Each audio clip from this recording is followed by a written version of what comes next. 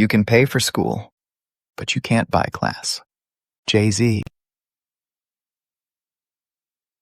President Trump is replacing the EB-5 visa with a gold card. Apart from being a status symbol, the gold card effectively will allow foreigners who pay the U.S. government $5 million directly to purchase a permanent residency and effectively have a green card and path to citizenship in the United States. There have been indirect programs that have done this in the past, most notably the EB-5 program, which required minimum investment and hiring a minimum amount of Americans and therefore creating jobs to justify your ability to move to. The gold card arguably allows a more direct contribution to the U.S.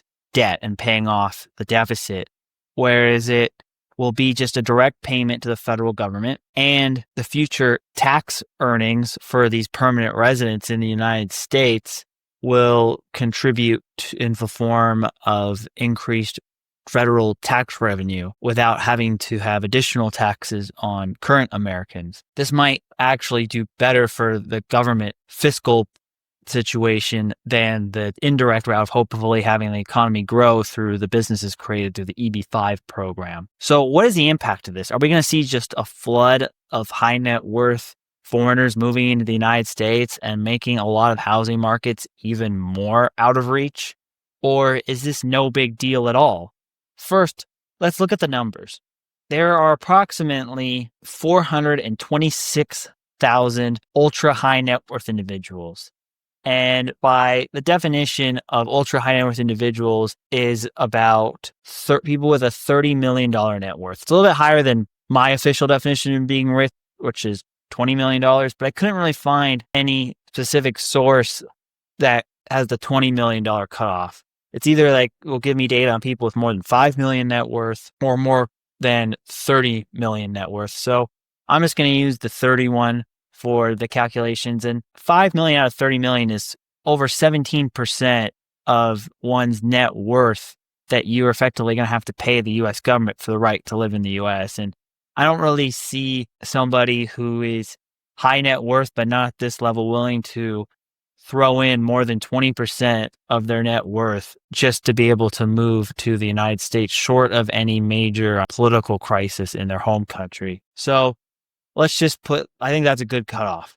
So out of that, 225,000 of that 426,000 live already in the United States. And that includes native-born U.S. citizens and people who have naturalized the country, whether through the EB-5 program or other means. And so if you take all of those out, you only have about 200,000 left. And a quarter of those are in Western Europe, and a significant portion of another 100,000 of them are in China.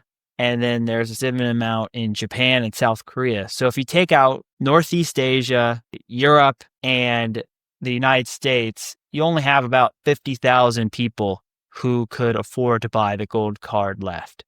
And I think there will be some people from Europe and from China who would also buy the gold cards. Oh, even with you factor in all of those, realistically, the probability that you're going to have enough people to come to pay off the national debt is zero. The national debt is approximately $30 trillion.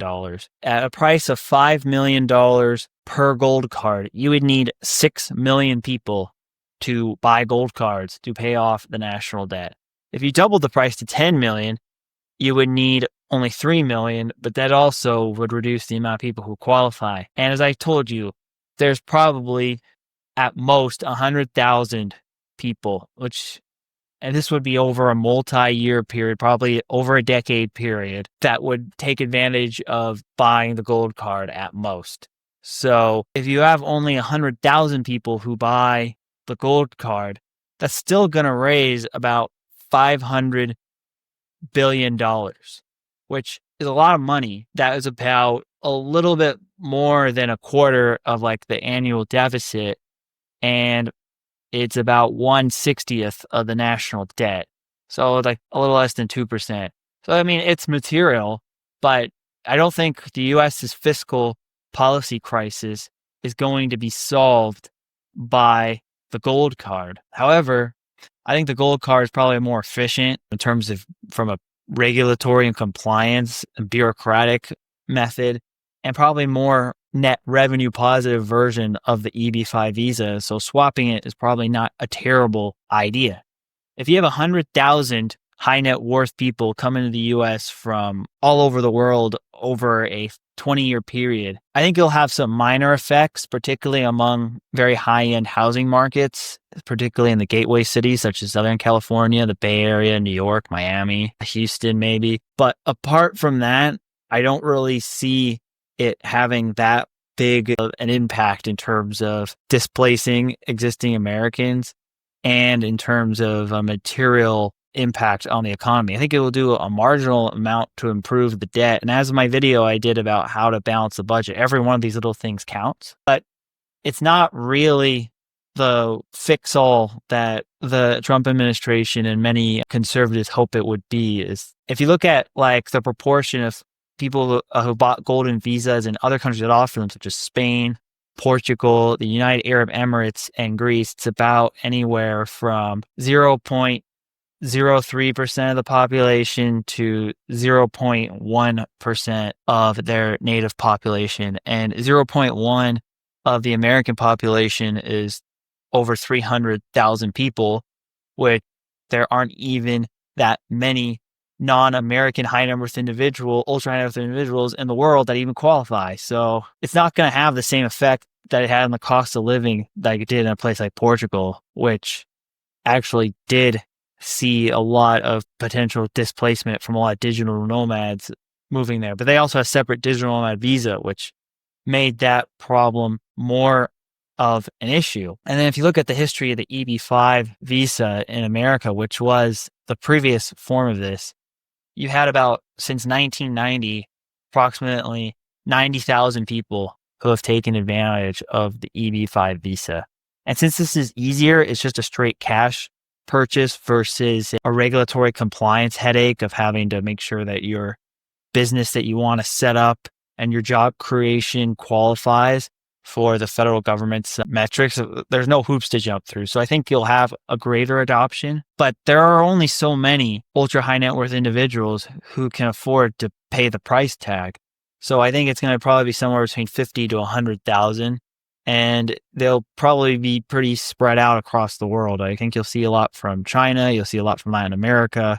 You'll see some from Western Europe, particularly the UK, Norway, and Germany, which have like very unfriendly policies towards high net worth individuals. Maybe a few French would buy it as well.